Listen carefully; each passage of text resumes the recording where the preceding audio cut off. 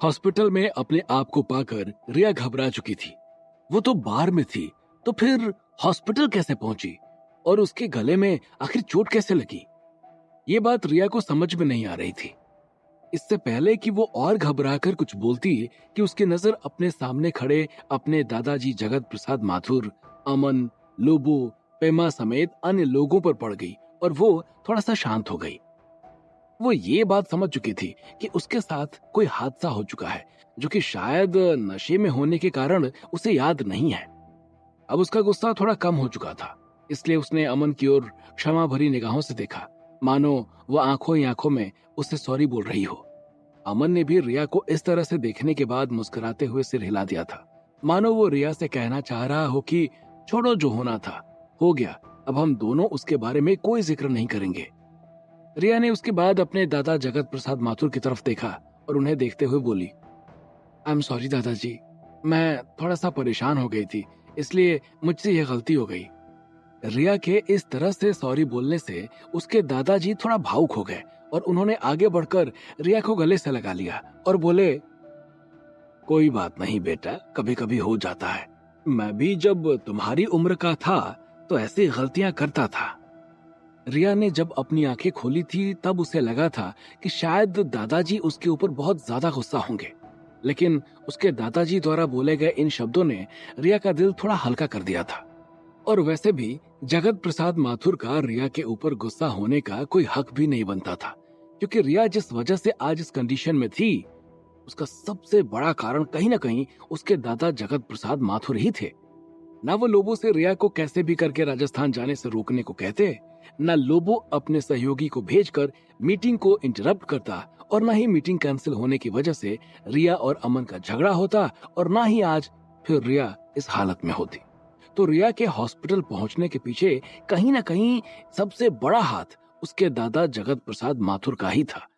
इसलिए उनका कहीं से भी हक नहीं बन रहा था कि वो रिया को ड्रिंक करने या फिर जानबूझकर मुसीबत में फंसने के लिए डांटे।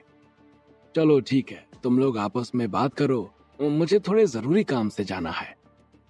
जगत प्रसाद माथुर रिया की ओर देखते हुए बोले और उसके बाद अमन की ओर देखते हुए कहा, अमन, मैं और लोबो किसी काम से जा रहे हैं, तो जब तक हम वापस नहीं आते तब तक तुम और पेमा इसके पास रुको, बाकी मैं एक दो लोगों को और भेजता हूँ। इतना कहने के बाद जगत प्रसाद माथुर लोबो के साथ वहां से बाहर निकलकर चले गए थे और लोबो उनके पीछे पीछे चला गया था। जगत प्रसाद माथुर का अचानक से रिया को वहां छोड़कर जाना सबको अखर गया था, लेकिन उनके चेहरे पर दिख रहे उतावलापन और हड़बड़ाहट से रिया ने उन्हें टोकना उचित नहीं समझा। कल के लिए आई एम सॉरी अमन, मुझे तुमसे इस तरह से बात नहीं करनी चाहिए थी। उनके जाने के बाद रिया ने अमन की ओर देखते हुए कहा, अरे आप ये क्या कह रही हैं मैम, मुझे भी आपसे उस तरह से बात नहीं करनी चाहिए थी।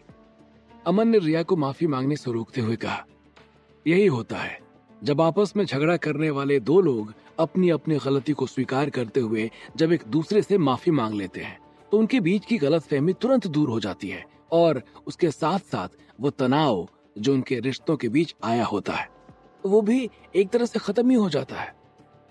इधर रिया और अमन एक मामूली सी गलतफहमी से उत्पन्न हुए दरार को कवर कर रहे थे, उधर दिमाग में नए नए प्रकार की चिंताएं लिए बस में बैठा सिद्धार्थ अपने पिता महेश की तबीयत के बारे में सोचे जा रहा था। सिद्धार्थ को इस तरह से चिंता भरे ख्यालों में खोया देखकर महेश ने उसकी ओर देखते हुए कहा, क्या हुआ बेटा, तुम इतना परेशान क्यों हो? मुझे कुछ नहीं हुआ है। इससे पहले कि वो अपने पिता महेश को कोई जवाब देता कि उसके कानों में गुल्लू की आवाज सुनाई पड़ी, अरे आपको लेकर नहीं परेशान होगा अंकल, ये अपनी रिया मैडम को लेकर परेशान होगा। गुल्लू के इस तंज भरे वाक्य को सुनकर सिद्धार्थ का मन हुआ कि वो गुल्लू को बस से बाहर उठाकर फेंक दे, और वैसे भी गुल्लू सिर्फ उससे बात कर सकता था, न कि उसके मन को पढ़ सकता था। इसलिए उसे गुल्लू की बात का ज्यादा बुरा नहीं लगा और उसने गुल्लू को विषाद भरे चेहरे के साथ देखा और फिर बिना कुछ बोले अपने पिता महेश की तरफ देखते हुए झूठी मुस्कुराहट के साथ बोला, मैं परेशान नहीं हूँ पिताजी, बस ऐसे ही थकान सी लग रही है। इतना कहते हुए उसने अपनी परेशानी छिपाने की कोशिश की, लेकिन वो कहते हैं ना कि पिता पिता होता है, अगर आपके मन में कोई द्वंद्व चल रहा है या आप किसी बात को लेकर परेशान हो, तो पिता को माँ से भी पहले पता चल जाता है, लेकिन वो कहते नहीं है, क्योंकि इसका सबसे बड़ा कारण ये होता है कि हम बचपन से पिता से इतना कनेक्ट नहीं हुए होते हैं जिससे वो खुलकर हमसे या हम खुलकर उनसे कुछ कह सके। और इसलिए एक पुत्र और पिता के बीच में एक माँ पुल का काम करती है, और जब उससे पिताजी पूछने को कहते हैं कि देखो वो परेशान क्यों है, उसके बाद वो हमारी परेशानी के बारे में हमसे सवाल करती है।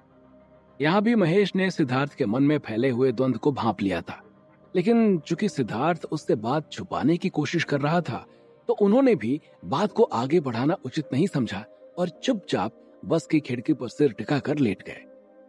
गुल्लू ने भी जब सिद्धार्थ के विषाद भरे चेहरे को देखा, तो उसे भी ये एहसास हो गया था कि शायद आज सिद्धार्थ सच में बहुत परेशान है। इसलिए उसने भी आगे कुछ बोलना उचित नहीं समझा और चुपचाप सिद्धार्थ की बाहों में सिमट गया। विक्रम को जैसे ही किसी बात की जानकारी मिली, उसका हृदय बिल्लियों की तरह उछल चुका था। उसे अपने बचाव का रास्ता साफ साफ नजर आ रहा था और खुशी के मारे उसे समझ नहीं आ रहा था कि वो करे क्या। और उसने ये खबर रानी को बताने के लिए उसने रानी का फोन मिलाना शुरू कर दिया था, लेकिन अभी रानी का फोन आउट ऑफ रेंज जा रहा था।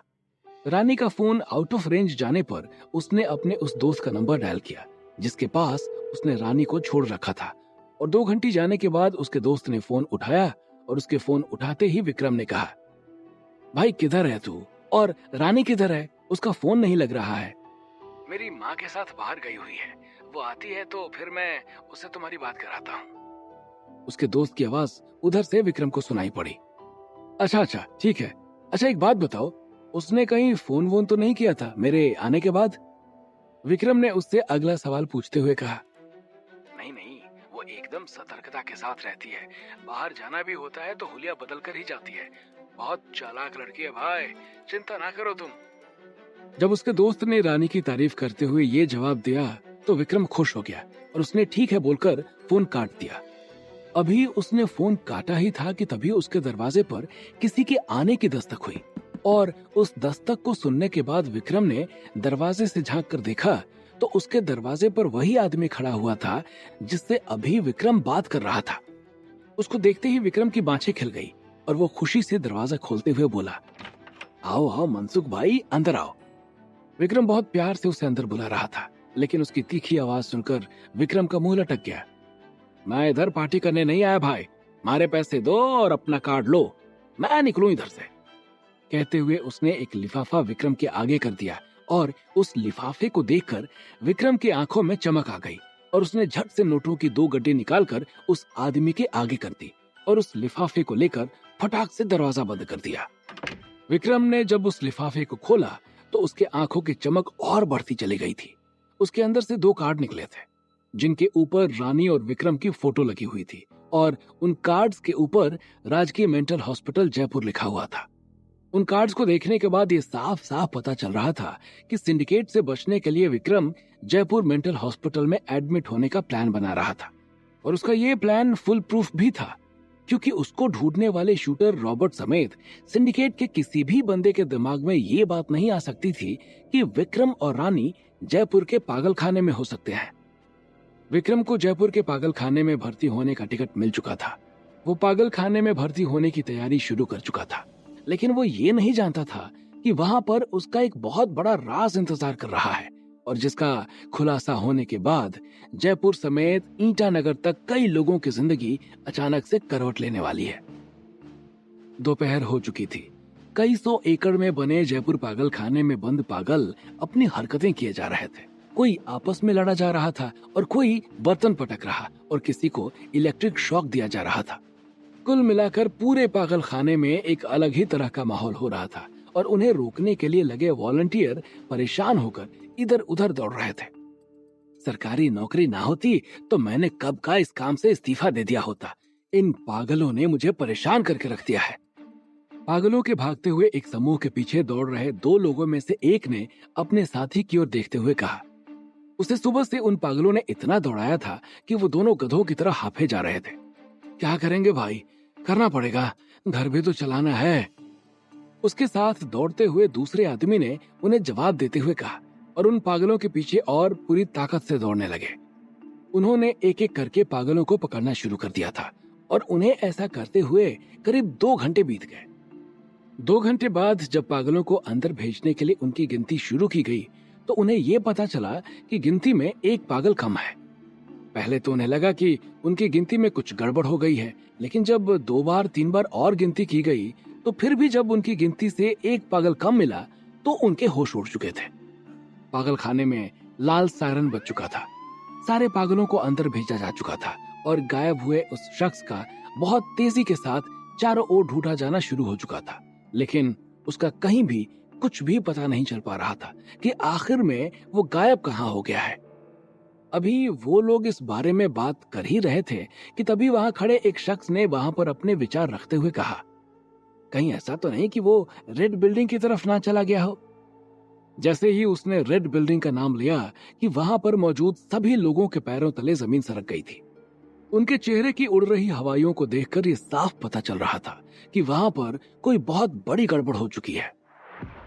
आखिर क्या था उस रेड बिल्डिंग का रहस्य जिसके बारे में सुनकर उड़ गए थे सभी के होश? और क्या विक्रम का पागल खाने में भर्ती होने का पैंतरा बचा पाएगा उसकी सिंडिकेट से जान? आखिर कौन सा राज खुलने वाला है विक्रम के वहां जाने से? क्या होंगे इन सभी सवालों के जवाब?